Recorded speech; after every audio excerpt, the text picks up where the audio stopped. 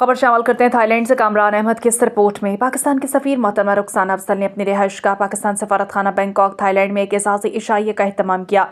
इस इशाइये में मौसस मेहमानों में doctor Poj Aramwattananont, chairman board of Thailand BOT, अपने वफ्द के हमरा मोहतरमा वेबेके लेसांट लेरोवेक, chairman joint foreign chambers of commerce in Thailand JFCCT, जनाब अब्दुल गफ्फार वारिसी, सदर Thai, Pakistan chamber of commerce TPCC और एग्जीक्यूटिव कमेटी के अरकान शामिल थे। इस मौके पर पाकिस्तान के सफीर मोहतरमा रुखसाना अफजल ने जनाब अब्दुल गफ्फार वारिसी, सदर TPCC की आइंदा कोशिशों को भरपूर अंदाज में सराहा और इनकी क़यादत को तस्लीम किया।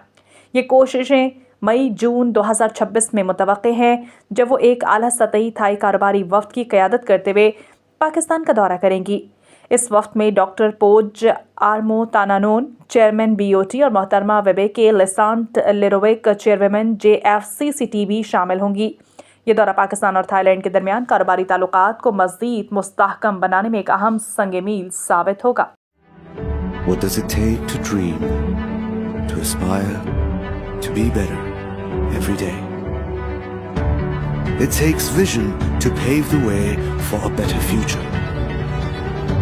It takes discipline to create synergy. And it takes courage to step into the light.